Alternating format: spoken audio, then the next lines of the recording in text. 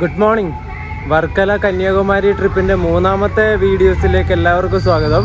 ഞാനിപ്പോൾ വർക്കല ശിവഗിരി റെയിൽവേ സ്റ്റേഷന് മുമ്പിലാണ് നിൽക്കുന്നത്. ഇന്ന് നമ്മൾ വർക്കല മൊത്തം കറങ്ങി അടിച്ചിട്ട് നേരെ തിരുവനന്തപുരത്തേക്ക് തന്നെ പോവും. അപ്പോൾ വർക്കലയുടെ വീഡിയോയിലേക്ക് എല്ലാവർക്കും സ്വാഗതം. കഴിഞ്ഞ ദിവസം നമ്മുടെ മാവേലി എക്സ്പ്രസ്സിനെ മംഗലാപുരത്ത് നിന്ന് കയറിയിട്ട് വർക്കലയിലേക്ക് വരുന്ന വീഡിയോ ആയിരിക്കും നിങ്ങൾ കണ്ടത്.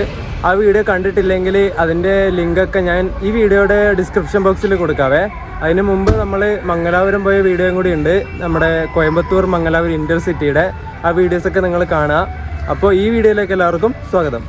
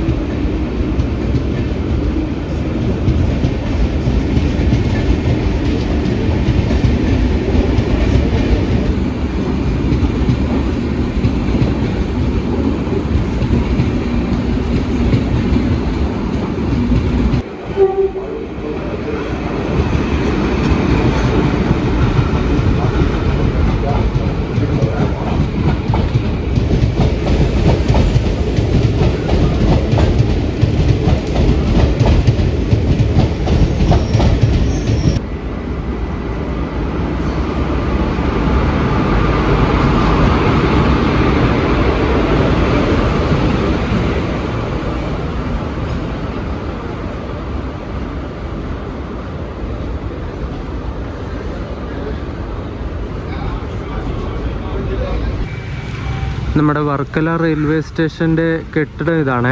പഴയ കെട്ടിടമാണ്. തൊട്ടപ്പുറത്തായിട്ട് പുതിയ കെട്ടിടത്തിൻ്റെ പണിയൊക്കെ നടന്നുകൊണ്ടിരിക്കുന്നേ ഉള്ളൂ. അതിൻ്റെ പണി ഒന്നും ആയിട്ടില്ല, ഒരു പകുതി പോലും ആയിട്ടില്ല അതിൻ്റെയൊക്കെ പണി. ഇത് പഴയ ബിൽഡിംഗ് ആണ്. ഇവിടെ എത്തിയിട്ട് ഞാൻ കുളിച്ച് ഫ്രഷായി. ഇനി നമുക്ക് നമ്മുടെ എക്സ്പ്ലോറേഷൻ തുടങ്ങാം.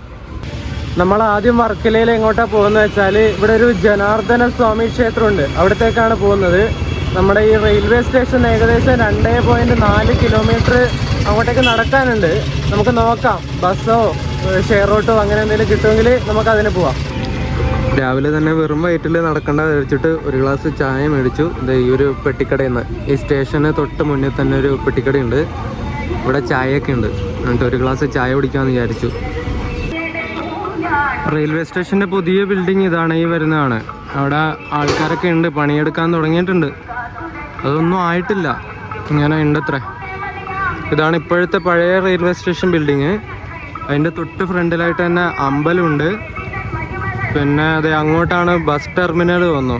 അവിടെ പോയിട്ട് തിരിച്ചു വരുന്ന ബസ്സായിരിക്കും നമ്മുടെ വർക്കല ക്ഷേത്രത്തിലേക്കൊക്കെ പോകുന്നത്.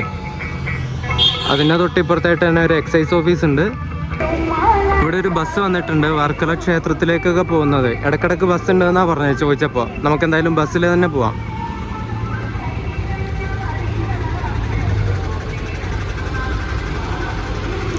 6:55 ചിത്ര എന്ന് പറഞ്ഞിട്ടുള്ള ഒരു ബസ് വന്നേ. ആ ബസ് വർക്കല ക്ഷേത്രത്തിലേക്ക് പോകുന്നതെന്ന് പറഞ്ഞാൽ ഞാൻ ആ ബസ്സിൽ കയറിയിരുന്നു. ഇവിടുന്ന് വർക്കലയിൽ നിന്ന് ക്ഷേത്രം വരെ 10 രൂപയാണ് ഒരാൾക്ക് ടിക്കറ്റിന് വരുന്നത്. ഈ ഒരു ബസ്സിനാട്ടോ നമ്മൾ വന്നത്. നമ്മളിവിടെ ക്ഷേത്രത്തിൻ്റെ ബസ് സ്റ്റോപ്പിൽ ഇറങ്ങിയിട്ടുണ്ട്. ഇനി ഇവിടെ നമുക്ക് നോക്കാം എങ്ങോട്ടാണ് പോകേണ്ടതെന്ന്. നമ്മൾ ബസ് ഇറങ്ങിയ ആ ഒരു ജംഗ്ഷനിൽ നിന്ന് നേരെ ഇങ്ങോട്ടുള്ള റോഡിലൂടെയാണ് പോകേണ്ടത് കേട്ടോ. എല്ലാവരും അങ്ങോട്ടാണ് പോകുന്നത്. അപ്പോൾ ക്ഷേത്രം അങ്ങോട്ട് തന്നെ ആയിരിക്കണം. ഇവിടെ തന്നെ ഒരു അയ്യപ്പൻ്റെ ക്ഷേത്രമുണ്ട്, ധർമ്മശാസ്ത്ര ക്ഷേത്രം. പിന്നെ ഇപ്പുറത്തായിട്ടൊരു കടയുണ്ട്, തോർത്തും മാലകളൊക്കെ വിൽക്കുന്നത്. 50 രൂപ, 70 രൂപ, 40 രൂപ ഒക്കെ പറഞ്ഞ് എഴുതി വെച്ചിട്ടുണ്ട്.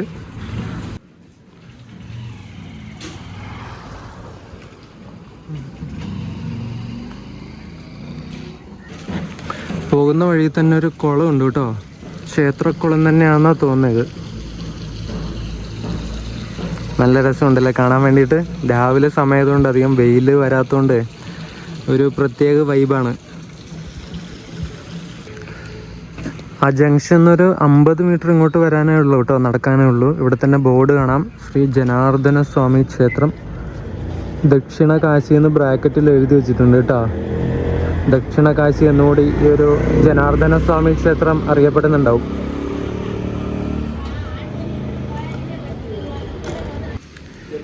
നമുക്കപ്പോൾ അമ്പലത്തിലേക്ക് കയറിയിട്ട് വരാം.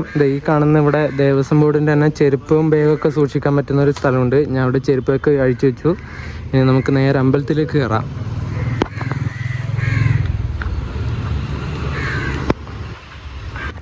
ഇവിടെ ദേവസ്വം ബോർഡിൻ്റെ വക തന്നെ വെടി വഴിപാട് കഴിപ്പിക്കുന്ന സ്ഥലമൊക്കെ ഉണ്ട്. 1-ന് 20 രൂപ, വലിയ വെടി 50 രൂപ എന്നൊക്കെ പറഞ്ഞ് ബോർഡൊക്കെ എഴുതി വെച്ചിട്ടുണ്ട്.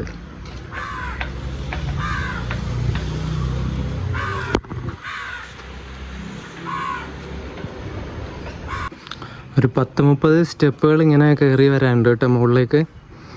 അതിൽ ഓരോ സ്റ്റെപ്പുകളും ഓരോ കളറിൽ വീതം ഇങ്ങനെ പെയിൻ്റ് അടിച്ച് വെച്ചിരിക്കുന്നത്. അത് കാണാൻ വെറൈറ്റി ആയിട്ടുണ്ട്, നല്ല രസമുണ്ട് കാണാൻ വേണ്ടിയിട്ട്.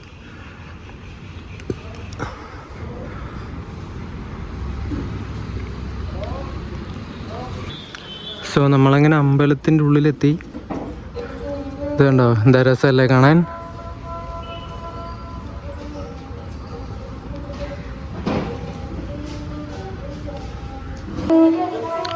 അമ്പലത്തിൻ്റെ ഉള്ളിലായിട്ട് ഇവരിത് ഈ ഒരു ഇൻസ്ട്രുമെൻ്റ് വായിക്കുന്നുണ്ട്. ഇതിൻ്റെ പേരെന്താന്ന് എനിക്ക് കറക്റ്റായിട്ട് അറിയില്ല.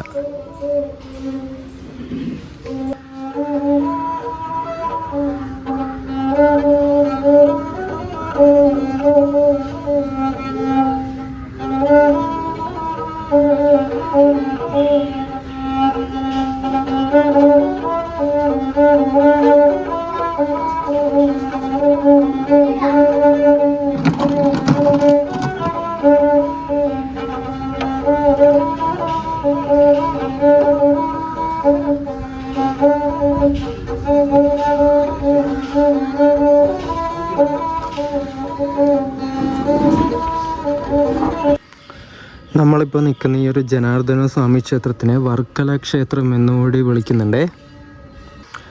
അതുപോലെ ജനാർദ്ദന സ്വാമി ക്ഷേത്രം ഇവിടെ ഉള്ളതുകൊണ്ട് ഈ ഒരു സ്ഥലത്തിനെ പൊതുവെ ജനാർദ്ദനപുരം എന്നാണ് വിളിക്കുന്നത്, ഈ ഒരു സ്ഥലത്തിനെ. അതുപോലെ ഇവിടുത്തെ പ്രധാന പ്രതിഷ്ഠ എന്താണെന്ന് വെച്ചാൽ സാക്ഷാൽ മഹാവിഷ്ണു ആണ്. അദ്ദേഹത്തിനെയാണ് ഈ ജനാർദ്ദന സ്വാമി എന്ന പേരിൽ ഇവിടെ പ്രതിഷ്ഠിച്ചിരിക്കുന്നത്. നമ്മളിപ്പോൾ കാണുന്ന ഈ ഒരു ജനാർദ്ദന ക്ഷേത്രം BC 1-ാം നൂറ്റാണ്ടിൽ നിർമ്മിച്ചു എന്നാണ് പറയപ്പെടുന്നത്. പാണ്ഡ്യ രാജവംശത്തിലുള്ള രാജാവാണ് ഈ ഒരു ക്ഷേത്രം പുതുക്കി പണിതത് എന്നാണ് ചരിത്ര രേഖകളിലൊക്കെ പറയുന്നത്. അത് പുതുക്കി പണിതു എന്ന് മാത്രമേ പറയുന്നുള്ളൂ. അതിനു മുന്നേ ഈ ക്ഷേത്രം നിർമ്മിച്ചത് ആരാണെന്നുള്ള രേഖകളൊന്നും ചരിത്രത്തിലില്ല. ഞാൻ വിക്കിപീഡിയ നോക്കിയപ്പോൾ ബ്രഹ്മാവിൻ്റെ കുറച്ച് ഹിസ്റ്ററിയും കാര്യങ്ങളൊക്കെ കണ്ടു. അതെന്താണെന്ന് എനിക്ക് കറക്റ്റായിട്ട് അറിയില്ല. പിന്നെ അറിയാത്ത കാര്യം ഈ അമ്പലത്തിനെ കുറിച്ചിട്ടൊക്കെ പറയുന്നത് മോശമല്ലേ. നിങ്ങൾക്ക് ആർക്കെങ്കിലും ഈ വീഡിയോ കാണുന്നവർക്ക് ആർക്കെങ്കിലും ഈ ഒരു അമ്പലത്തിൻ്റെ ചരിത്രം അറിയെങ്കിൽ പറഞ്ഞു തരണം കേട്ടോ. അതുപോലെ തന്നെ ഈ ഒരു ക്ഷേത്രത്തിൽ വേറെ 4 ഉപദേവതകളുടെ ക്ഷേത്രങ്ങൾ കൂടിയുണ്ട്. അതിലൊന്ന് മഹാദേവൻ്റെയാണ്, പിന്നെ ഗംഗ, പിന്നെ ഹനുമാൻ, പിന്നെ ശാസ്താവ് അയ്യപ്പൻ്റെ. ഈ ഒരു 4 ഉപദേവതമാരും ഈ ഒരു അമ്പലത്തിൻ്റെ ഉള്ളിൽ തന്നെ വസിക്കുന്നുണ്ടെന്നാണ് പറയുന്നത്. അവരുടെ ക്ഷേത്രങ്ങൾ കൂടി ഈ ഒരു അമ്പലത്തിലുണ്ട്. ഈ കാണുന്നത് ഈ ഒരു ക്ഷേത്രത്തിലെ മണ്ഡപമാണ്. ഈ ഒരു മണ്ഡപത്തിൻ്റെ വാളിന്, അതായത് ചുമരിന് നമ്മുടെ മഹാവിഷ്ണുവിൻ്റെ അവതാരങ്ങളുടെ ഫോട്ടോ ഇങ്ങനെ ആക്കി വെച്ചിട്ടുണ്ട്. ബലരാമൻ, ശ്രീകൃഷ്ണൻ, കൽക്കി അങ്ങനെ പറഞ്ഞിട്ട് 10 അവതാരങ്ങളില്ലേ.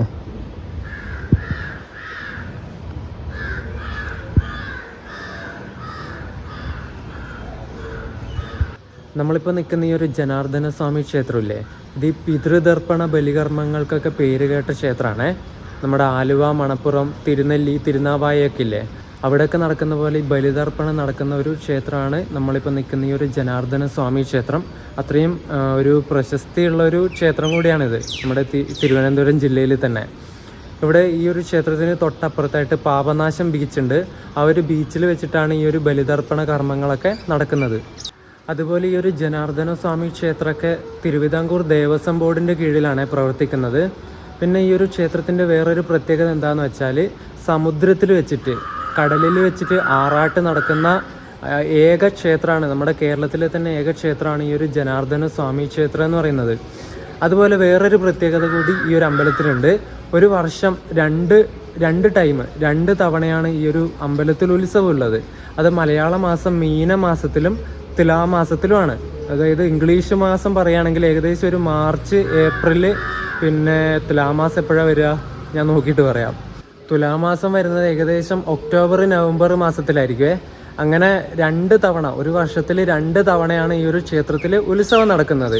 ഇങ്ങനെയുള്ള 2 തവണയൊക്കെ ഉത്സവം നടക്കുന്ന ക്ഷേത്രം വളരെ കുറവാണ്. ആ ഒരു പ്രത്യേകത കൂടി ഈ ഒരു ജനാർദ്ദന സ്വാമി ക്ഷേത്രത്തിന് സ്വന്തമാണ്. ദക്ഷിണ കാശി എന്നുകൂടി ഈ ഒരു ക്ഷേത്രം അറിയപ്പെടുന്നുണ്ട് കേട്ടോ. നമ്മൾ വരുന്ന സമയത്ത് ആ ഫ്രണ്ടിൽ ബോർഡിൽ ബ്രാക്കറ്റിൽ കണ്ടില്ലേ, ദക്ഷിണകാശി എന്നറിയപ്പെടുന്ന കേരളത്തിലെ ക്ഷേത്രമാണ് ഈ ഒരു ജനാർദ്ദന സ്വാമി ക്ഷേത്രം. ഈ ഒരു ക്ഷേത്രത്തിൽ ദർശനം നടത്തിയാൽ ഐശ്വര്യവും ദുരിതമുക്തിയും മോക്ഷമൊക്കെ ഉണ്ടാകുമെന്നാണ് ഐതിഹ്യങ്ങൾ പറയുന്നത്. ഈ വർഷത്തെ മീനമാസത്തിലെ ഉത്സവം നടക്കുന്ന ഡേറ്റ് ഇവിടെ ഫ്ലക്സ് അടിച്ചു വെച്ചിട്ടുണ്ട്. ഏപ്രിൽ 2 തൊട്ട് ഏപ്രിൽ 11 വരെയാണ്. ഈ കാണുന്നത് മഹാദേവൻ്റെ ക്ഷേത്രമാണേ. 4 ഉപദേവതമാർ ഈ അമ്പലത്തിലുണ്ടെന്ന് അറിയില്ലേ, അതിലൊന്നായ മഹാദേവൻ്റെ ക്ഷേത്രമാണിത്.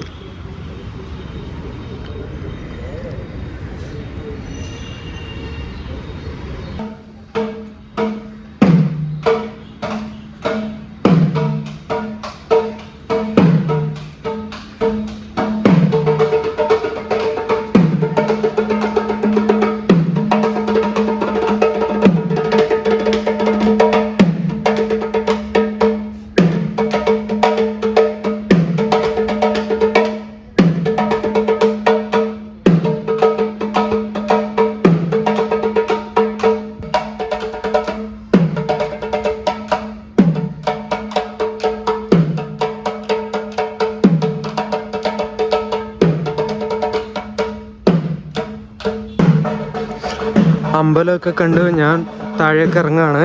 ഇനി നമുക്ക് അടുത്ത ഡെസ്റ്റിനേഷനിലേക്ക് പോവാം. ചക്രതീർത്ഥം എന്ന പേരുള്ള ഒരു ക്ഷേത്രക്കുളം ഈ ഒരു ക്ഷേത്രത്തിൻ്റെ വടക്ക് ഭാഗത്തായിട്ടുണ്ട്.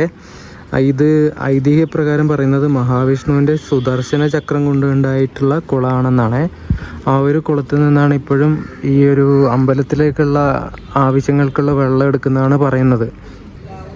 ഇനി നമുക്ക് പാപനാശം ബീച്ചിലേക്ക് പോവാം.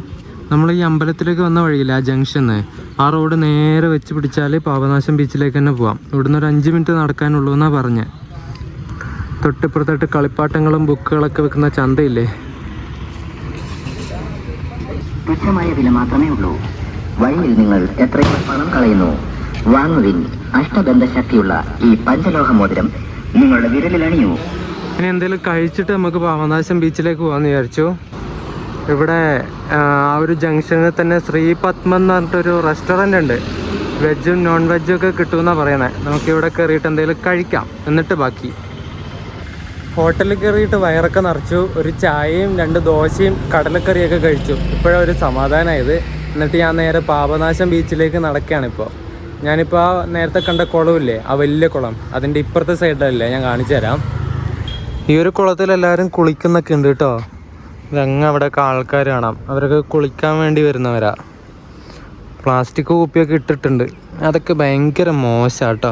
ഇത് ഇവിടെയൊക്കെ ഉണ്ട്, ഇത് ഈ സൈഡൊക്കെ കണ്ടോ നിങ്ങൾ?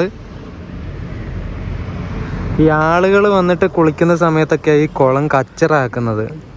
പ്ലാസ്റ്റിക് അവിടെ ഇട്ടിട്ട് പോവും. വേറെ എത്ര നിക്ഷേപിക്കാൻ സ്ഥലം ഉണ്ടായാലും വലിച്ചെറിഞ്ഞാലേ ഒരു സുഖമുള്ളൂ. എന്താ ചെയ്യാനല്ലേ. പാപനാശം ബീച്ചിലേക്ക് പോകുന്ന വഴിയാണ്. പോകുന്ന വഴിക്ക് ഒരുപാട് റെസ്റ്റോറൻറ്റും കാര്യങ്ങളൊക്കെ ഉണ്ട്. പിന്നെ കുറേ ബീച്ച് റിസോർട്ടുകളും കാണാനുണ്ട്, താമസിക്കാൻ പറ്റിയ കോട്ടേജസ് ഒക്കെ അവൈലബിൾ എന്നൊക്കെ പറഞ്ഞിട്ട് കാണുന്നുണ്ട്. Sea hills.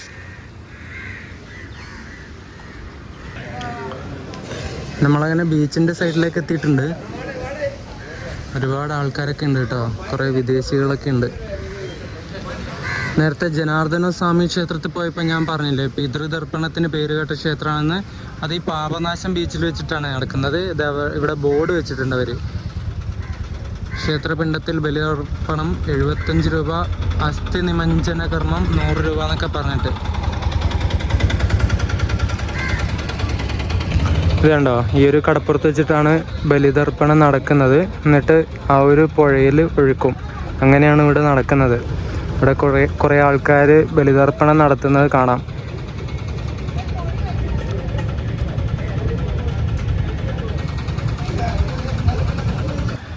ബീച്ചിനടുത്ത് തന്നെ ഒരുപാട് കച്ചവടങ്ങൾ നടക്കുന്നുണ്ട്, ചെറിയ ചെറിയ പെട്ടിക്കടകളും അതും ഇതൊക്കെ ആയിട്ട്.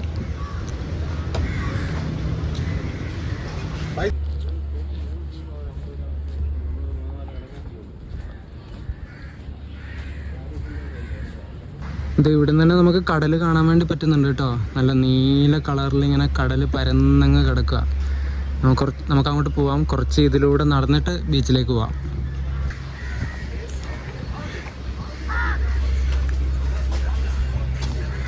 ഇത് റെസ്റ്റോറൻ്റ് ആണെന്ന് തോന്നുന്നത്. ബുക്കും കാര്യങ്ങളൊക്കെ വെച്ചിട്ടുണ്ട്. നമുക്ക് ബുക്ക് വായിച്ചുകൊണ്ട് ഭക്ഷണം കഴിക്കാം. അതായിരിക്കും അവിടുത്തെ ഒരു സെറ്റപ്പ് എന്ന് പറയുന്നത്. ഇനി നമുക്ക് ഈ കടാപ്പുറത്തുകൂടി കുറച്ച് നേരം ഉലാത്താം. വെറുതെ ബീച്ചിൻ്റെ സൈഡിൽ കൂടെ നടന്നിട്ട് കാര്യമില്ലല്ലോ. അവിടെയൊക്കെ പൂഴിയാണ്, മണൽ. ഷൂ താഴ്ന്നു പോകുമെന്നൊരു പേടി ഇല്ല അല്ലേ? നമുക്ക് പോവാം. കുറേ പട്ടിക്കുട്ടികൾ ഇവിടെ കിടന്നുറങ്ങുന്നുണ്ട്. Hello, hi, how are you? Fine. ഒന്ന് ഇവിടെ, രണ്ടെണ്ണം അവിടെ ഉണ്ട്. എല്ലാവരും കിടന്നങ്ങ് മറിയാ. ഈ ട്രാവലേഴ്സിൻ്റെ ബൈബിൾ എന്നറിയപ്പെടുന്ന ഒരു ബുക്കുണ്ട്. ലോൺലി പ്ലാനറ്റ് എന്നാണ് ആ ഒരു ബുക്കിൻ്റെ പേര്.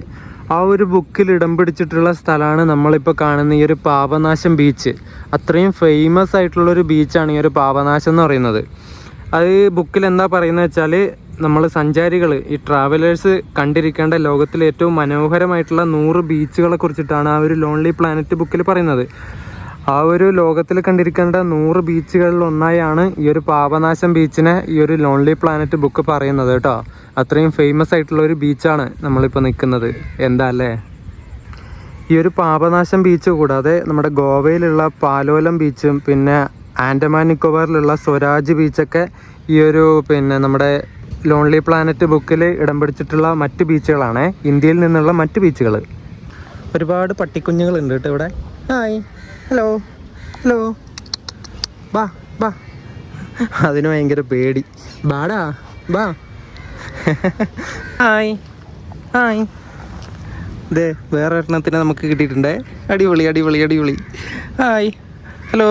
ഇങ്ങോട്ട് നോക്കിയേ, ഇങ്ങോട്ട് നോക്കിക്കേ, ഇങ്ങോട്ട് നോക്ക്, ഇങ്ങോട്ട് നോക്ക്, ഇതേ ഇങ്ങോട്ട് നോക്ക്. ഇവനിവിടെ കിടന്നല്ല. ഇതേ അടുത്തവനും വന്ന്. ഹായ്, പൊളി പൊളി.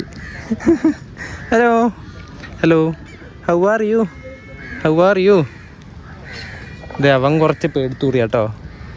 അവൻ അതിലൂടെ നടക്കുക. അവൻ അടുത്തേക്ക് അധികം വരുന്നില്ല. ഇത് പെട്ടെന്ന് അടുത്തേക്ക് വന്നു, പാവം. കുറേ എണ്ണം വന്നല്ല.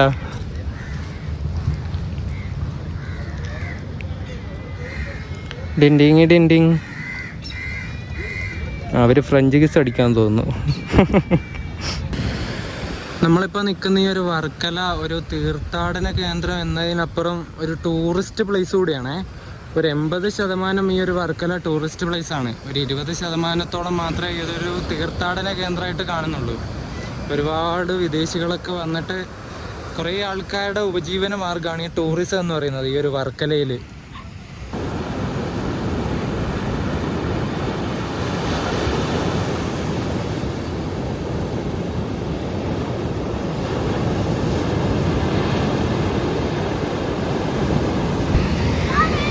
ബീച്ചിൽ ഫാമിലി ആയിട്ട് വന്നിട്ട് എല്ലാവരും ഇങ്ങനെ അടിച്ചു പൊളിക്കുകയാണേ. എന്ത് രസമല്ലേ?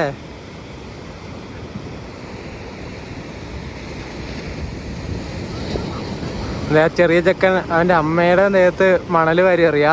അമ്മ എന്നിട്ട് മണൽ വാരിയിട്ട് ചെറുക്കൻ്റെ ദേഹത്ത് എറിയാ. രണ്ടുപേർക്കും ഭയങ്കര കുരുത്തക്കേട്.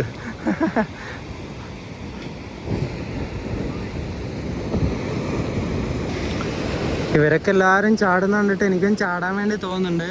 പക്ഷെ ഞാൻ ഡ്രസ്സും കാര്യങ്ങളൊന്നും എടുത്തിട്ടില്ല. ഇതിലിറങ്ങിയ ഒന്നാമത് ഫുള്ള് മണലും ഉപ്പും ഒക്കെ ആയിട്ട് മൊത്തം വൃത്തികേടാവും ഡ്രസ്സ്. പിന്നെ കുഴപ്പമില്ല, ഇനി അടുത്ത തവണ വരുമ്പോൾ നമുക്ക് ഡ്രസ്സും കാര്യങ്ങളൊക്കെ എടുത്തിട്ട് ഇതിൽ ചാടി കളിക്കാം.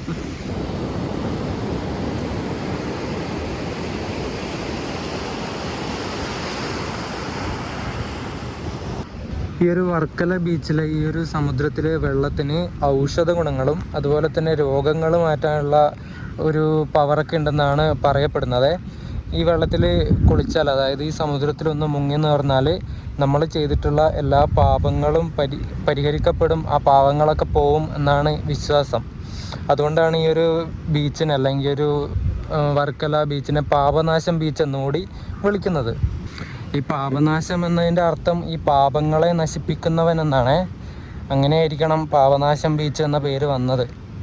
നമ്മുടെ ഇന്ത്യൻ ചരിത്രത്തിൽ ഈ പുരാതനമായിട്ടുള്ള ചരിത്രങ്ങളില്ലേ, ആ ഒരു ചരിത്രത്തിലും ഈ വർക്കലേനെ കുറിച്ചിട്ട് കുറേ കാര്യങ്ങൾ പറയുന്നുണ്ട്. അതിൽ പ്രത്യേകിച്ച് പറയുന്നത് വെച്ചാൽ ഈ ശുംഗ രാജവംശം ഇവിടെ നമ്മുടെ ഇന്ത്യ ഭരിച്ചിരുന്നു.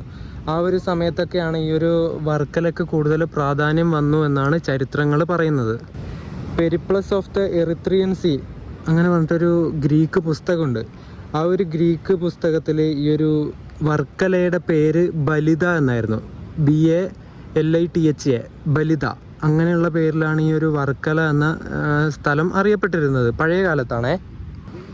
ഈ ഒരു വർക്കല ബീച്ച് ബേസ്ഡ് ആയിട്ട് നടക്കുന്ന പ്രധാന ആക്ടിവിറ്റീസ് എന്തൊക്കെയാണെന്ന് വെച്ചാൽ, ഒന്ന് ബോട്ട് സവാരികളാണ്. ബോട്ടിംഗ് ഒക്കെ നടക്കാറുണ്ട്. അങ്ങ് അവിടെയൊക്കെ കുറേ ബോട്ട് കണ്ടു നേരത്തെ. ഇപ്പോൾ ഒന്നുമില്ല. ബോട്ടിംഗ് ഉണ്ട്, ബോട്ടിംഗ് സഫാരി ഉണ്ട്, പിന്നെ പാരാസെയിലിംഗ് ഉണ്ട്, കുതിര സഫാരി ഉണ്ട്. കുതിരേനൊന്നും ഞാൻ ഇതുവരെ വന്നിട്ട് കണ്ടിട്ടില്ല. ഇനി ചിലപ്പോൾ വൈകുന്നേരം ആകുന്ന സമയത്താണ് കുതിര സഫാരിയൊക്കെ ഉണ്ടാകുന്നതെന്ന് പറയാൻ പറ്റില്ല. കുറച്ച് വെയിലൊക്കെ ഇങ്ങനെ പോകുന്ന സമയത്ത്. ഇപ്പോൾ ഭയങ്കര വെയിലാണ്. രാവിലെ 9 മണി ആയതേ ഉള്ളൂ. ഭയങ്കര ചൂടാണ് ഇവിടെ. ഞാനിപ്പോൾ നിൽക്കുന്ന ഇവിടെ നിന്ന് കുറച്ചുകൂടി മുന്നിലേക്ക് കടന്നാൽ നമ്മുടെ വർക്കല ക്ലിഫിൻ്റെ കുറച്ച് നല്ല വ്യൂ കിട്ടും. നമുക്ക് അങ്ങോട്ട് പോയി നോക്കാം. ഞാൻ തിരുവനന്തപുരത്തേക്ക് വരുമ്പോഴേ ഒരു കുടയെടുത്ത് ബാഗിൽ വെച്ചിട്ടുണ്ടായിരുന്നു. ഇല്ലെങ്കിൽ വെന്തുരുകുമെന്ന് എനിക്കറിയായിരുന്നു. മാർച്ച് മാസമല്ലേ, നല്ല ചൂടാണ്. വെയിലിനൊക്കെ സമയം 9 മണി ആയതേ ഉള്ളൂ രാവിലെ. പക്ഷേ ഒരു ഉച്ചയായ പോലത്തെ ചൂടാണ് ഇപ്പോഴും. അതുകൊണ്ട് കുട നിവർത്തി പിടിച്ചാണ് നടക്കുന്നത്. ഇതൊക്കെ നമ്മുടെ വർക്കല ക്ലിഫിൻ്റെ താഴെ ഭാഗത്തുള്ള ഏരിയാസാണ്. കുറച്ചുകൂടി അങ്ങോട്ട് പോകുമ്പോൾ നമുക്ക് ആ ക്ലിഫിൻ്റെ നല്ലൊരു വ്യൂ കിട്ടും. അവിടെ എത്തട്ടെ, എന്നിട്ട് ഞാൻ കാണിച്ചു തരാം. ഈ ഒരു ക്ലിഫിൻ്റെ കുറച്ച് ഈ ഒരു ഭാഗത്തായിട്ട് ആരും ഇറങ്ങുന്നില്ല കേട്ടോ. ഇവിടെ കുറച്ച് ഡേഞ്ചർ ആയിട്ടുള്ള ഏരിയ ആയിരിക്കും. അവിടെ ബോർഡൊക്കെ വെച്ചിട്ടുണ്ട്. ഇതിന് ഇപ്പുറം ഭാഗത്തേക്ക് ആൾക്കാരുള്ളൂ. ഇവിടെ നിന്നോട്ട് അങ്ങ് വരെ ആൾക്കാരുണ്ട്. ഈ ഒരു ഏരിയയിൽ കുളിക്കുന്നത് അപകടമെന്നൊക്കെ എഴുതി വെച്ചിട്ടുണ്ട്. പക്ഷെ ഒരു 5-6 പേര് അതേ അങ്ങ് ദൂരെ തല മാത്രം കാണുന്നുണ്ട്. ഞാൻ സൂം ചെയ്ത് കാണിച്ചു തരാവേ. കണ്ടോ എന്താ അല്ലേ? എൻ്റെ ദൈവമേ, തിരമാല വരുന്ന നോക്ക്. അവന്മാരുടെയൊക്കെ ധൈര്യം സമ്മതിക്കണം.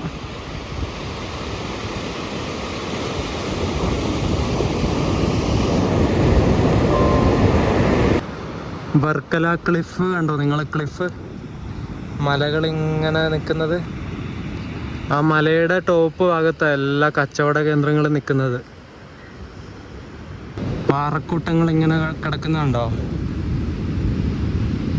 അങ്ങ് ദൂരേക്കുണ്ട്. കുറച്ചപ്പുറത്തൊക്കെ പോയാലൊക്കെ കുറച്ചുകൂടി കാണാൻ വേണ്ടി പറ്റും. പക്ഷെ തിരമാലകൾ അടിക്കുന്ന സമയത്ത് ഷൂ ഒക്കെ നനയും. അതുകൊണ്ട് ഞാൻ അങ്ങോട്ട് പോകണില്ല. ഏകദേശം ഇതുപോലത്തെ ഒരു വ്യൂ ആണ് നമുക്ക് അവിടെ നിന്ന് കാണാൻ വേണ്ടി പറ്റുന്നത്. ഇങ്ങനെ പാറകളും മണ്ണുകളൊക്കെ ഇങ്ങനെ നിറഞ്ഞു നിൽക്കുന്ന ഒരു ക്ലിഫ്. നമ്മളിപ്പോൾ കാണുന്ന ഈ ഒരു ക്ലിഫില്ലേ, ഈ ഒരു ക്ലിഫിനെ തന്നെ 2 ഭാഗങ്ങളായിട്ട് ഡിവൈഡ് ചെയ്തിട്ടുണ്ട്. ഒന്ന് നോർത്ത് ക്ലിഫും ഒന്ന് സൗത്ത് ക്ലിഫും. ഈ നോർത്ത് ക്ലിഫിലാണ് കൂടുതലായിട്ട് റെസ്റ്റോറൻറ്റും കഫേയും കാര്യങ്ങളൊക്കെ, ഈ കച്ചവട കേന്ദ്രങ്ങൾ കൂടുതലുള്ളത് ഈ നോർത്ത് ക്ലിഫിലാണ്. സൗത്ത് ക്ലിഫ് ഈ ഒരു നോർത്ത് ക്ലിഫിനെ വെച്ച് നോക്കുമ്പോൾ കുറച്ചുകൂടി കാമായിട്ടുള്ളൊരു സ്ഥലമാണ്. അധികം ഒച്ചപ്പാടും ബഹളമൊന്നും ഇല്ലാത്ത ഇങ്ങനെ ശാന്തമായിട്ട് കിടക്കുന്ന ഒരു സ്ഥലമാണ് സൗത്ത് ക്ലിഫിൻ്റെ ആ ഒരു ഭാഗം എന്ന് പറയുന്നത്. 2014 ജിയോളജിക്കൽ സർവേ ഓഫ് ഇന്ത്യ നമ്മുടെ ഈ ഒരു വർക്കല ക്ലിഫിനെ ഇന്ത്യയിൽ 27ാമത്തെ നാഷണൽ ജിയോളജിക്കൽ മോണുമെൻ്റ് ആയിട്ട് പ്രഖ്യാപിച്ചിട്ടുണ്ട്. അതുപോലെ നമ്മളിപ്പോൾ ഈ കാണുന്ന ഈ ഒരു വർക്കല ക്ലിഫ് ഏകദേശം 5.3 മില്യൺ ഇയേഴ്സ് പഴക്കമുള്ളതാണെന്നാണ് പറയപ്പെടുന്നത്. അത്രയും വർഷങ്ങൾ പഴക്കമുള്ളൊരു എന്താ പറയണ്ടേ, ഒരു ബ്യൂട്ടിഫുൾ ആയിട്ടുള്ള ക്ലിഫാണ് നമ്മളിപ്പോൾ കണ്ടുകൊണ്ടിരിക്കുന്നത്. 2015 മിനിസ്ട്രി ഓഫ് മൈൻസും ഗവൺമെൻറ് ഓഫ് ഇന്ത്യയും പിന്നെ ആർക്കിയോളജിക്കൽ സർവേ ഓഫ് ഇന്ത്യയും കൂടി ചേർന്നിട്ട് ഈ ഒരു വർക്കല ക്ലിഫിനെ ജിയോ ഹെറിറ്റേജ് സൈറ്റായിട്ടും പ്രഖ്യാപിച്ചിട്ടുണ്ട്. നമ്മുടെ കേരളത്തിൽ ഇതുപോലെ ഇങ്ങനെ ക്ലിഫിനോട് ചേർന്ന് കിടക്കുന്ന ബീച്ചും കടലുള്ള വേറൊരു ബീച്ചില്ല നമ്മുടെ കേരളത്തിൽ. അതുകൊണ്ട് തന്നെ ഏക ബീച്ച്, ക്ലിഫോട് കൂടിച്ചേർന്നിട്ടുള്ള ഏക ബീച്ച് എന്ന ബഹുമതിയും ഈ ഒരു വർക്കല ബീച്ചിന് സ്വന്തമായിട്ടുള്ളതാണ്. നമ്മുടെ ഈ ഒരു വർക്കല ബീച്ചിന് തൊട്ടടുത്തായിട്ട് തന്നെ മസാജ് സെൻറ്ററുകൾ, യോഗ സെൻറ്റർ, മെഡിറ്റേഷൻ സെൻറ്ററൊക്കെ സ്ഥിതി ചെയ്യുന്നുണ്ട് കേട്ടോ. ഒരുപാടുണ്ടാവും. പക്ഷെ അവിടെയൊക്കെ ഭയങ്കര റേറ്റ് ആയിരിക്കും. അവർ പറയുന്ന റേറ്റൊക്കെ കൊടുക്കേണ്ടി വരും. അതൊക്കെ കൂടുതലും പിന്നെ നമ്മുടെ ഈ വിദേശികളെ ലക്ഷ്യമാക്കി നടത്തുന്ന സെൻറ്ററുകളാണ്. ഇതൊരു ടാറ്റു സെൻറ്റർ ഇവിടെ ഉണ്ട്. ഇവിടെയൊക്കെ കൂടുതലും വരുന്നത് വിദേശികൾ തന്നെ ആയിരിക്കും.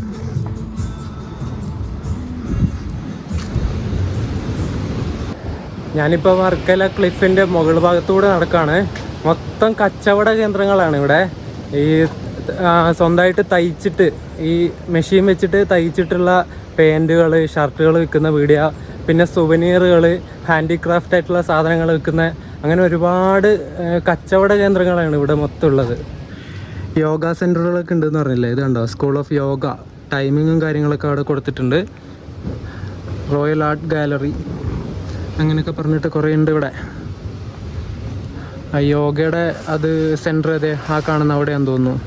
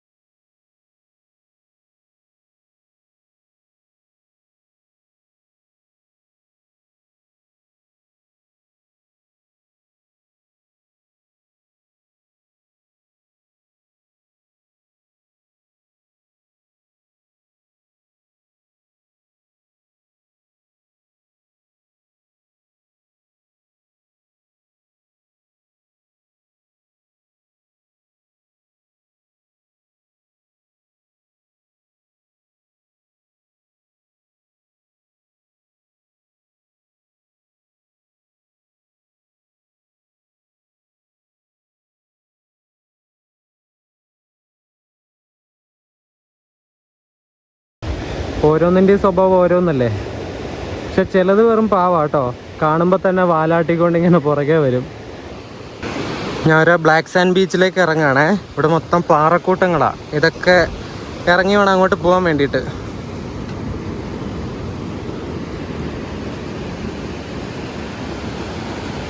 കുറച്ച് അവിടെ ആയിട്ട് നിങ്ങൾ കണ്ടോ കറുത്ത കളറിലുള്ള മണലാ അത് മണല്. ഞാൻ അവിടെ പോയിട്ട് കാണിച്ചു തരാവേ. ഇവിടെ വർക്കല പോലീസ് ഒരു ബോർഡ് വെച്ചിട്ടുണ്ട്, നീന്തൽ നിരോധിച്ചിരിക്കുന്നു, ശക്തമായ അടിയൊഴുക്കുള്ള ഏരിയ എന്നാണ് പറയുന്നത് ഇവിടെ. എന്നാലും ആൾക്കാരൊക്കെ പോകുന്നുണ്ട്. ഇവിടെ ഒരുത്തൻ അവിടെ കിടന്ന് മലന്ന് കിടന്ന് നീന്തുന്നില്ല, അവിടെ കിടക്കുക. ഈ വർക്കല ബീച്ചിന്റെ സൈഡിലൊക്കെ ഈ മണലില് മൊത്തം ഈ തോറിയം ഓക്സൈഡിന്റെ കണ്ടന്റ് ഉണ്ട് എന്നാണ് പറയപ്പെടുന്നത്. ഈ തോറിയം ഓക്സൈഡ് പറഞ്ഞ ഒരു മൂലകമാണ്. ആ ഒരു മൂലകം കൂടിച്ചേർന്നിട്ടുള്ള ഒരു ഏരിയ ആണ് ഈ ഒരു ബ്ലാക്ക് സാൻഡ് ബീച്ച് എന്ന് പറയുന്നത്. നേരത്തെ പറഞ്ഞ തോറിയം ഓക്സൈഡും പിന്നെ കുറേ ഹെവി മെറ്റീരിയൽസ്, അതായത് കുറേ ധാതുക്കളൊക്കെ ഇങ്ങനെ അനേകം ഡെപ്പോസിറ്റ് ചെയ്തിട്ടുള്ള സ്ഥലമായതുകൊണ്ടാണ് ഇങ്ങനെ ഈ കറുത്ത കളറിലുള്ള സാൻഡ്, കറുത്ത കളറിലുള്ള മണൽ ഇങ്ങനെ രൂപപ്പെടാനുള്ള കാരണമായിട്ട് പറയുന്നത്. എന്താ അല്ലേ പൊളിച്ച്. ആ ഒരു കടലിൻ്റെ ആ വെള്ളത്തിൻ്റെ അടിവശത്തൊക്കെ ഇങ്ങനെ കറുത്ത കളറിലുള്ള മണലാണ് ഉള്ളത്.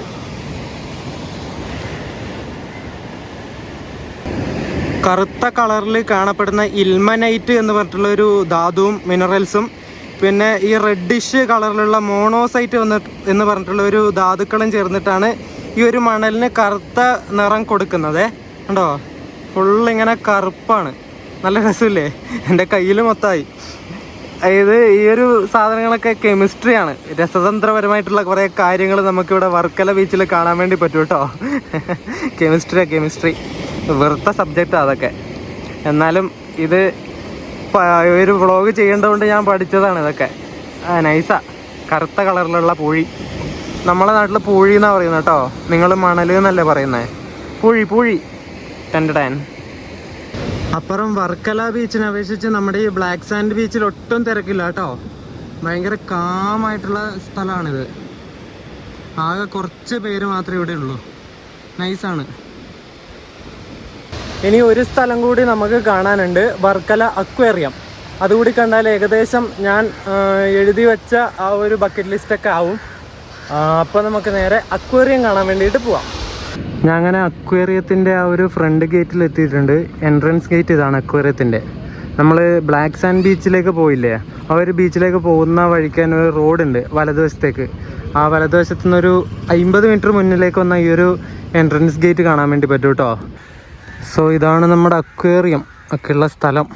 നമുക്ക് എന്തായാലും അങ്ങോട്ടേക്ക് പോവാം. എൻട്രി ഫീ ഉണ്ടാവാൻ ചാൻസ് ഉണ്ട്, നമുക്ക് നോക്കാം. ഈ ഒരു ബിൽഡിങ് നൈസ് ബിൽഡിംഗ് ആണേ.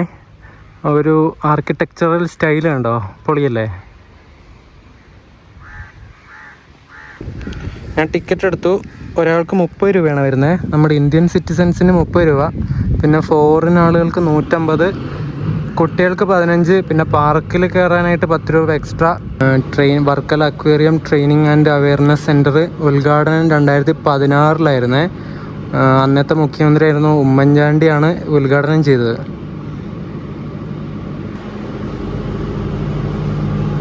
Hello, hi.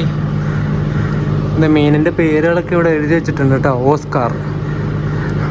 Hello Oscar, how are U? ഈ കാണുന്നത് കാറ്റ് ഫിഷ് ആണ്. കാറ്റ് ഫിഷ്.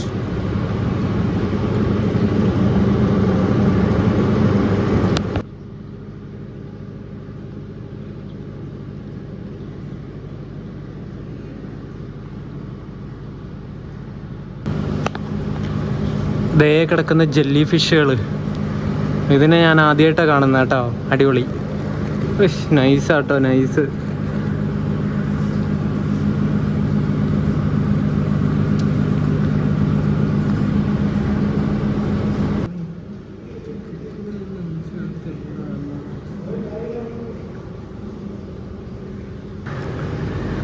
ദേ കിടക്കുന്ന ഒരു ലീഫ് ടർട്ടിൽ.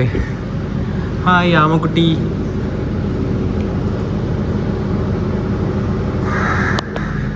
ഇത് മറ്റേ ഈലാണ്. ഈല് ഷോക്കടിപ്പിക്കുന്ന മത്സ്യം.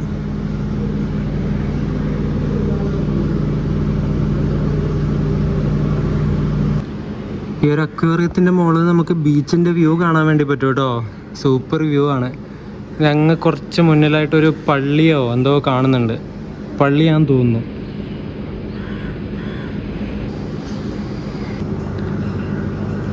ഈ മീനും ഈല് വിഭാഗത്തിൽപ്പെട്ട മീനാണ്.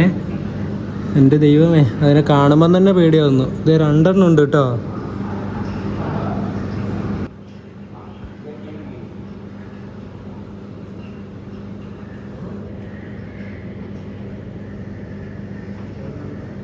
ഈ ഒരു അക്വേറിയത്തിൽ വലുതായിട്ട് ഇങ്ങനെ കാണാൻ വേണ്ടി മാത്രം ഒന്നുമില്ല കേട്ടോ. 30 രൂപയുടെ ടിക്കറ്റ് മുറിക്കുന്നുണ്ട്. ഫോറിനേഴ്സിനൊക്കെ 150 രൂപയുടെ ടിക്കറ്റാണ് മുറിക്കണേ. ആ ഒരു 150 രൂപ അല്ലെങ്കിൽ 30 രൂപ മുറിച്ചിട്ട് കയറുന്ന ഒരു ഇതൊന്നും ഇവിടെ ഇല്ല കേട്ടോ. ഏകദേശം 2 മീനുകളുണ്ട് കുറച്ചുകൂടെ ഒരു ഇതിൽ കാണാൻ വേണ്ടിയിട്ട്. ഒന്നാ മറ്റേ ജെല്ലി ഫിഷും പിന്നെ മറ്റേ ഈല് ഷോക്കടിപ്പിക്കുന്ന മീൻ. ആ 2 എണ്ണം മാത്രമേ കുറച്ച് ഒരു വെറൈറ്റി ആയിട്ട് ഇവിടെ ഉള്ളൂ. ബാക്കിയെല്ലാം ഒരുമാതിരി ചെറിയ ചെറിയ മീനുകളും ഒരാമയുണ്ട്, അതിനാണ് ഒട്ടും വയ്യ. എന്താ അല്ലേ, ഒരു മെനയില്ല ഒന്നും. വെറുതെ 30 രൂപ നഷ്ടമാണ് ഇവിടെ കയറുന്നത്. വർക്കല വന്നാൽ ഈ ഒരു അക്വേറിയം കാണാൻ വരണമെന്ന് ഞാൻ നിങ്ങൾക്ക് ഒരിക്കലും റെക്കമെൻഡ് ചെയ്യില്ല കേട്ടോ. കാരണം ഇവിടെ അതിന് മാത്രം ഒന്നുമില്ല കാണാൻ വേണ്ടിയിട്ട്. പിന്നെ നിങ്ങൾ ഫാമിലി ആയിട്ട് വരുന്നതാണ്, ചെറിയ കുഞ്ഞുങ്ങളൊക്കെ ആയിട്ട് വരുന്നതാണെങ്കിൽ അവരെ ഒന്ന് എൻ്റർടൈൻ ചെയ്യിക്കാൻ വേണ്ടിയിട്ട് കുറേ മീനുകളെയൊക്കെ കാണിച്ചു കൊടുക്കാം. അത്രേ ഉള്ളൂ ഇവിടെ. വേറെ കാര്യമായിട്ട് കാണാനൊന്നുമില്ല. 30 രൂപ ടിക്കറ്റ് വെറുതെയാണ്. ഒരു 10 രൂപ ടിക്കറ്റിനുള്ള ഇത് മാത്രമേ അതിനുള്ളിലുള്ളൂ. അവർ ബിൽഡിങ് കാണാൻ നല്ല ലുക്കാണ്, അത്രേ ഉള്ളൂ. വേറെ വലിയ ഒരു ഇതില്ല, സുഖമില്ല. എനിക്ക് ഇഷ്ടപ്പെട്ടില്ല സത്യം പറഞ്ഞാൽ. സമയം ഇപ്പോൾ 12 മണി കഴിഞ്ഞു. ഞാൻ ഇവിടെ വർക്കല്ല ഈ ഒരു പാറയുടെ മുകളിൽ ഇരുന്നിട്ട് ലാപ്പിലേക്ക് കുറേ വീഡിയോസ് മാറ്റി, അല്ലെങ്കിൽ സ്പേസ് മൊത്തം തീരും. അതുകൊണ്ടാണ് എൻ്റെ ഫോൺ 128 GB ഉള്ളൂ സ്പേസ്. അതുകൊണ്ട് പെട്ടെന്ന് നിറയും. അതുകൊണ്ട് കുറേ ഫയല് അതിലേക്ക് ലാപ്പിലേക്ക് മാറ്റി ഞാൻ ഇവിടെ ഈ വീഡിയോ അവസാനിപ്പിക്കുകയാണ്. 12 മണിയായി. ഇനി ഭക്ഷണം കഴിച്ചിട്ട് റെയിൽവേ സ്റ്റേഷനിൽ പോയിരിക്കാൻ തോന്നുന്നു. കുറച്ച് നേരം ലാപ്പും ഫോണൊക്കെ ചാർജ് ചെയ്തിട്ട് ഇവിടുന്ന് കൊല്ലത്തുനിന്ന് ട്രിവാൻഡ്രത്തേക്ക് പോകുന്നൊരു പാസഞ്ചർ ഉണ്ട്, അതിന് കയറിയിട്ട് ട്രിവാൻഡ്രം പോകാമെന്നാണ് ഞാൻ വിചാരിക്കുന്നത്. അത് 4 മണിക്ക് ഇവിടെ വർക്കലെത്തും. ആ സമയമാകുമ്പോഴേക്കും നമുക്ക് മൊബൈലൊക്കെ ഒന്ന് ചാർജ് ചെയ്ത് റെഡി ആയിട്ടിരിക്കാം. പാപനാശം ബീച്ചിലേക്ക് പോകുന്ന വഴിക്ക് ഇവിടെ ഇങ്ങനെ ഒരു ഹോട്ടലുണ്ട്, കൃഷ്ണകൃപ ഹോട്ടൽ. ഇവിടെ ഒരു അമ്മയാണ് കച്ചവടം നടത്തുന്നത്. ദേ നിൽക്കുന്ന അമ്മ. ഇവിടെ നല്ല ചോറും കറിയും കിട്ടും. ഞാൻ ഇത് കയറിയിട്ട് നല്ലൊരു ചോറും കറിയും കഴിച്ചു. ചോറും മീൻ വറുത്തതും കഴിച്ചിട്ട് ആകെ 100 രൂപയായുള്ളൂ. നല്ല അടിപൊളി നമ്മുടെ വീട്ടിലൊക്കെ ഉണ്ടാകുന്ന പോലത്തെ ചോറും കറിയും അവിടെ. നിങ്ങൾ എന്തായാലും വരണം. കൃഷ്ണകൃപ ഹോട്ടൽ. ഇത് ചെറിയൊരു സെറ്റപ്പുള്ള ഹോട്ടലാണേ. ഇത് ഇത്രയേ ഉള്ളൂ. ചെക്കിടിലൻ ഫുഡാണ്. എന്തായാലും നിങ്ങൾ വരണം കേട്ടോ. ഇവിടെ തിരുവനന്തപുരത്ത് തന്നെ കല്ലമ്പലം എന്ന സ്ഥലത്തുള്ള വിജയകുമാരി അമ്മയുടെ ഹോട്ടലാണ് അത്. ഒരു പാവ അമ്മയാണ്. നിങ്ങളിവിടെ വരുന്നുണ്ടെങ്കിൽ ആ ഒരു ഹോട്ടലിൽ കയറണം കേട്ടോ. നല്ല അടിപൊളി ചോറും കറിയും. അവിടെ ചായയൊക്കെ ഉണ്ടെന്നാണ് പറഞ്ഞത്. അധികം മസാലയൊന്നും ഇടാണ്ട് ഇങ്ങനെ ആക്കുന്ന കറികളവിടെ. നമ്മുടെ നാടൻ പുളിശ്ശേരിയും അങ്ങനെ എല്ലാ കറികളും, പയറ് വറവ്, പിന്നെ അവിയൽ, അങ്ങനെയുള്ള ചെറിയ ചെറിയ ഐറ്റംസൊക്കെ ഉള്ളൂ. പക്ഷെ നല്ല രസമുണ്ട് കഴിക്കാൻ വേണ്ടിയിട്ട്. അപ്പോൾ നമ്മുടെ ഈ വർക്കല എക്സ്പ്ലോറേഷൻ വീഡിയോ ഞാൻ ഇവിടെ വെച്ച് അവസാനിപ്പിക്കുകയാണ്. നല്ല ചൂടാണ്. ഇനി ഞാൻ വേഗം ബസ്സിൽ കയറി വർക്കലയിൽ പോട്ടെ, എന്തെങ്കിലും കഴിക്കണം, എന്നിട്ട് റെസ്റ്റ് എടുക്കട്ടെ കുറച്ച് നേരം. അടുത്ത വീഡിയോ ആയിട്ട് കാണുന്നവരേക്കും എല്ലാവർക്കും ബൈ ബൈ. അതിനു മുമ്പ് ഈ വീഡിയോ ഇഷ്ടപ്പെട്ടിട്ടുണ്ടെങ്കിൽ വീഡിയോ ലൈക്ക് ചെയ്യണം, ചാനൽ എന്തായാലും സബ്സ്ക്രൈബ് ചെയ്യണം. കിടിലൻ വീഡിയോസ് ഇനിയും വരാനുണ്ട്. ഇനിയും കുറേ യാത്രകൾ ഞാൻ പ്ലാൻ ചെയ്തിട്ടുണ്ട്. അടുത്ത മാസവും അതിൻ്റെ അപ്പുറത്തെ മാസമൊക്കെ കിടിലൻ യാത്രകൾ പോകുന്നുണ്ട്. അപ്പോൾ ചാനൽ എന്തായാലും സബ്സ്ക്രൈബ് ചെയ്യുക. അടുത്ത വീഡിയോ ആയിട്ട് കാണുന്നവരേക്കും എല്ലാവർക്കും ബൈ ബൈ.